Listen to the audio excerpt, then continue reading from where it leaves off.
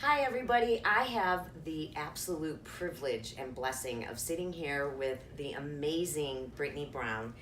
She is a dynamic speaker and a Christian apologist, and she has been gracious enough to have a conversation with me. And so, thank you so much. So, the first question I have for you is, how old were you when you decided to turn and put your trust in Jesus, confess your sins, ask for forgiveness, and follow him? That's a tricky question. I was probably 22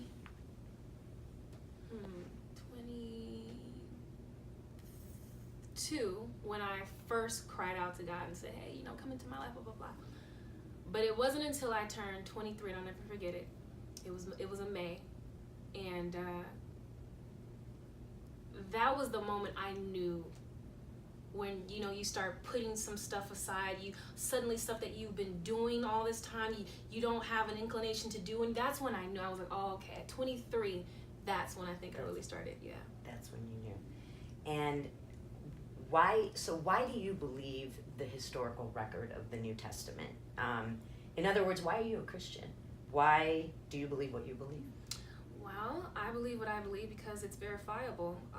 It's verifiable, and I had an amazing experience with God. It's too long to tell in this little interview here, but the New Testament is reliable considering the manuscript evidence that we have. We have an insurmountable amount of evidence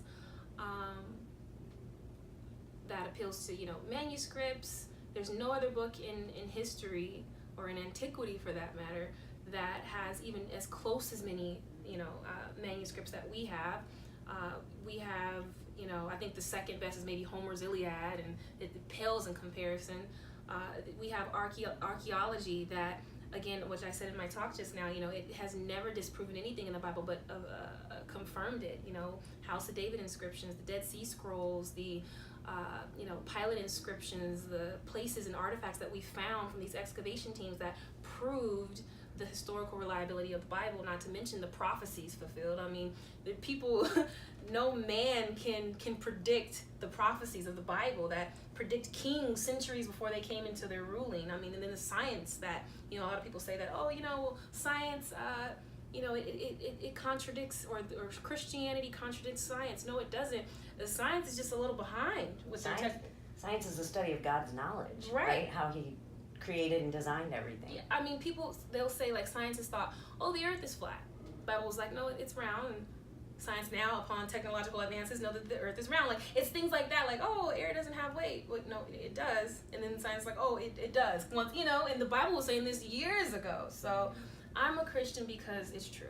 That was a long way of me saying it's true. I love it. I love it. What are some of the challenges that you face, though? And I suspect you don't face too many when sharing your faith, because you're bold. I mean, and I love that. Bold. You are bold, and I love it. And I love your authenticity. Thanks, Catherine. I would say the challenges that I face, interesting. The biggest challenges I face are within my own family. Not surprising.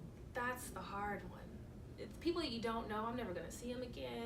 I present the information with love and grace and civility, but my family, they know me. They know my good side, my bad side when I'm not on the stage. Yeah. And sometimes if I'm not operating out of love, which is something I've been learning a lot recently, when I don't show my family members love because there's pain and a lot of hurt behind a lot of my family members, it makes them not want to receive what I have to say, because I know how you act towards me. You're not that, you know what I mean? And so I know that it's, for me, it's getting, just operating more out of love. And so that's the challenge that I face. I want to make sure that when I present information to my family members, that, you ever heard the thing, Catherine, there's 5 gospels, like Matthew, Mark, Luke, John, and then the Christian faith, like your walk. I want to make sure that 5th one, so to speak, my walk is consistent with my information that I'm sharing. You know what I mean? Sure. So. And I think that's a great point. I think probably a lot of Christians share that same struggle, especially people who come to faith, later on in their life, because you do have kind of a track record, right? God's very forgiving, and sometimes people, just aren't. Yeah. So. And I want to clarify that because I didn't really finish that quote, but there's 4 gospels, we know that, but people say that there's 5. It's Matthew, Mark, Luke, John, and then the Christian walk, and they say that most people don't read the first 4. And that's why it's important that we make sure that we live what it is that we're trying to teach people. That is so true. That is so true. So do you think there's ever a wrong way for Christians to share our faith? I would say it probably just goes back to just not having love. 1 Peter 3:15 tells us to be prepared to give a defense for the faith and the hope that we have, yet with gentleness and reverence. And I think that last part is really important. You can beat people over the head with the Bible all you want, but make sure that you have gentleness and reverence and just you love them, not God is fire and brimstone. Okay, that's true. Right. But there's a way that you can convey that in love. Right. And I feel like once the person knows that you care for them, it's like with the doctor. Like if the doctor just throws them out medicine, just take this sick stuff and call me later. Oh, okay, you're not that nice. But if the doctor says, you know what, I want you to take this, call me. I want to know how this works for you. It's like, oh, they care about me. I'm more receptive. You know what I mean? So that's a brilliant analogy. Talk a little bit about the difference between evangelism and apologetics and how they go hand in hand. So this is the crux of my ministry. You know what? I've never been asked that before. And maybe I need to just, honestly, I'm lover of truth. Honestly, I would probably need to do more research in what, evangelism entails, because I understand that evangelism is, you go out and you profess the gospel, and you may go over to this place, you make, missions or something, and that's how you profess the faith. Apologetics is essentially the same thing. It's hard for me to find a difference.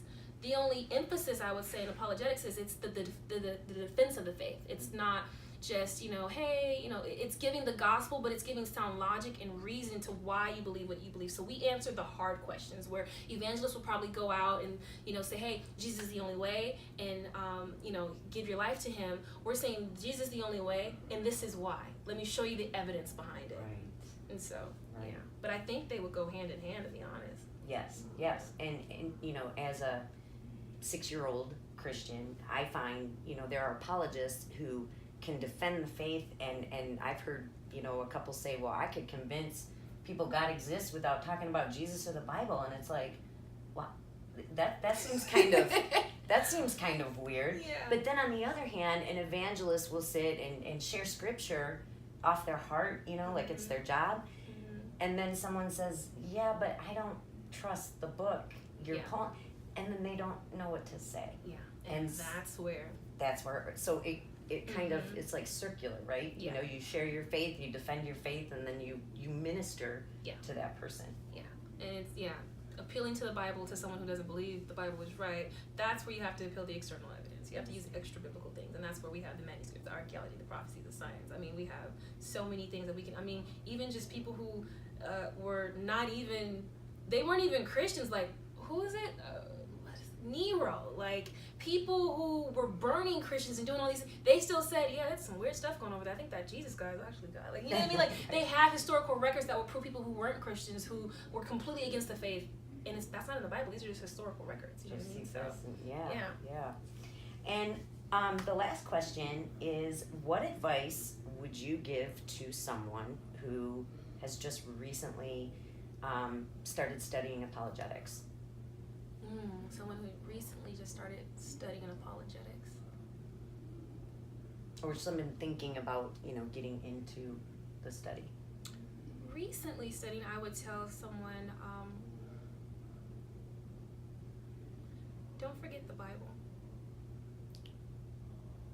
A lot of times we get so, like, read this textbook and read this, and they're great works. Like, they're so important. But I remember in seminary, sometimes I would forget, and God would remind me, have you spent any time in my word? Like, I know that you're reading about Josephus and Nero, and okay, that's great. Right. Spend time with me. Right. And sometimes it's weird, you will think because you're reading about so much stuff that deals with God, that's spending time with him. Right. And he's like, I need you to still away. Yeah. Just me and you, no textbooks. So I would just tell someone, don't forget the Bible. That's so funny. Sounds like so simple, but it's so easy for me. I did it. I was just like, I'll get to that. I feel like I'm reading it anyway. I'm talking about you all the time. He's like, that's not how it works. Right. Yeah. I hear you. I feel you on that, because it is real easy. It's like you're spending all your time thinking about him and learning about him and making arguments on his behalf. You know, and there's been times where God has said, I didn't even ask you to go talk to that person. And that blew up in your face, you know, because of that. Yeah. So yeah, it's staying in tune with him. I would also say, be careful of pride. Because a lot of times we get puffed up with all this information, and it becomes more about winning the battle, Right. but then you lose the war. Right. Yes. So it's like I'm just gonna win you over with this argument, but you lost the soul because you're so arrogant. Do you want to know what God told me 2 years ago? What? Stop trying to be right and start making things right. Right? Yeah. Meaning, quit shoving the truth down people's throats who aren't ready to hear it yet. Quit smacking people over the head with a Bible. Live out your faith. Yeah. Right? So yeah, I encourage anyone who wants to get into apologetics. It's great. It's awesome. It's really important to know what you believe and why you believe it. It changed my life. It helped me when I was having all these questions about stuff, and you get some answers. Well, Brittney, thank you so much. I'm a hugger. And I just look forward to just following you and seeing where God takes you and uses you. You're amazing. Thank you, Catherine. And thank you for this interview. It was so awesome. Thank you. She's awesome. Check it out. Bye.